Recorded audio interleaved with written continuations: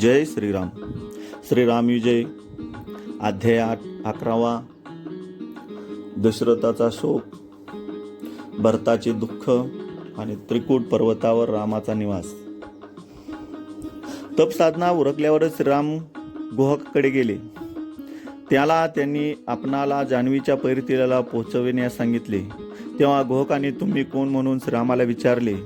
रामाने मी अयोध्येचा दशरथाचा मुलगा राम, हा माझा बंधू लक्ष्मण आणि ही माझी पत्नी सीता.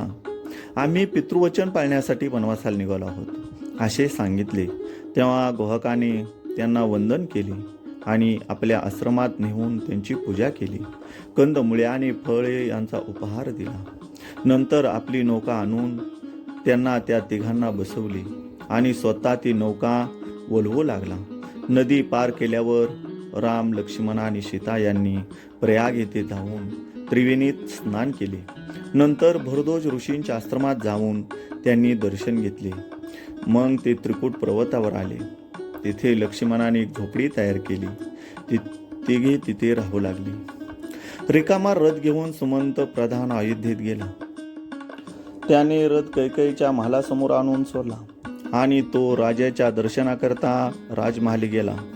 दशरथाला नमस्कार करून त्याने सर्व वर्तमान निवेदन केले. त्याबरोबर दशरथ राजा शोकात बुडाला. त्याने तक्षणी राम राम म्हणत प्राण सोडले. दशरथ राजाला 4 पुत्र होते, पण एकही पुत्र शेवटच्या सणी त्याच्याजवळ नव्हता. श्रावणाच्या वृद्ध मातापित्यांचा शाप खरा ठरला. यावेळी सर्व अयोध्ये नगरी दुःखात बुडाली.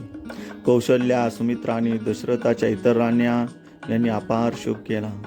सिंहासनावर पुत्राला बसवल्याशिवाय राज्याच्या प्रेताचे दहन करू नये असे शास्त्र असल्यामुळे भरताला आणावयास वशिष्ठांनी सुमंतला पाठविले.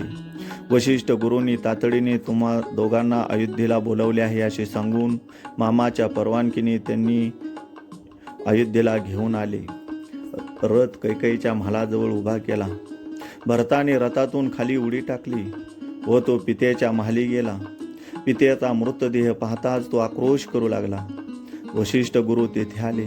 भरताने धावत जाऊन त्यांचे पाय धरले. भरत म्हणाला, गुरुवर्य, माझा बंधू कुठे दिसत नाही. कुठे आहे तो? मला आधी दाखवा. तेव्हा वशिष्ठांनी घडलेली सर्व हकीकत त्यांना सांगितली. त्याची परीक्षा पाहण्यासाठी वशिष्ठ म्हणाले, तुझ्या मातेच्या इच्छेप्रमाणे तुला राज्याभिषेक केल्याशिवाय दशरथ राजाचे पुढील उत्तर कार्य करता येणार नाही. तेव्हा तू सिंहासनावर बस, मग पुढील व्यवस्थेला लागू. तेव्हा भरत म्हणाला, राम वनवासात असताना मी जर राज्यावर बसलो तर मला शेकडो ब्रह्महत्येची पातक लागेल. तुमच्या चरणांची मी शपथ घेऊन सांगतो, मला राज्य नको. मी रामाप्रमाणे वनवासाला जाईन. मी कधीच राज्याभिषेक करून घेणार नाही. भरत राजावर बसण्यास तयार नाही. हे पाहून श्रीरामाच्या पादुका सिंहासनावर थापून वशिष्ठांनी भरताकडून दशरथाचा अंत्यसंस्कार करिवला. दुसरे दिवशी सकाळी भरताने आपल्या वस्त्रालंकाराचा त्याग केला. वल्कले धारण केली. सर्वांगास भस्म फासले आणि तो पायी चालत श्रीरामाच्या भेटीस निघाला. त्याच्याबरोबर सर्व सैन्य, वशिष्ठ ऋषी, सुमंतिक प्रधान, शत्रुघ्न, कौशल्या व सुमित्रा. अयोध्येतील प्रजानन रामाला भेटावयास निघाले.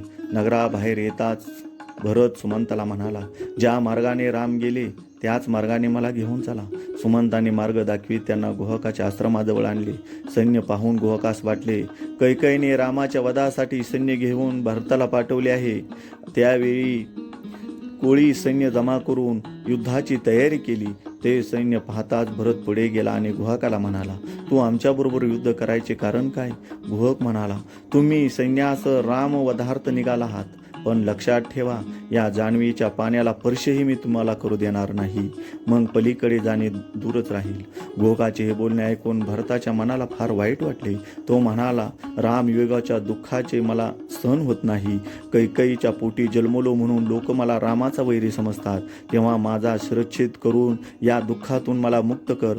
हे ऐकताच गुहकाचा संशय दूर झाला. त्याने भरताला आलिंगन दिले आणि आपल्या एक नाही तर 1000 नौका सज्ज केला.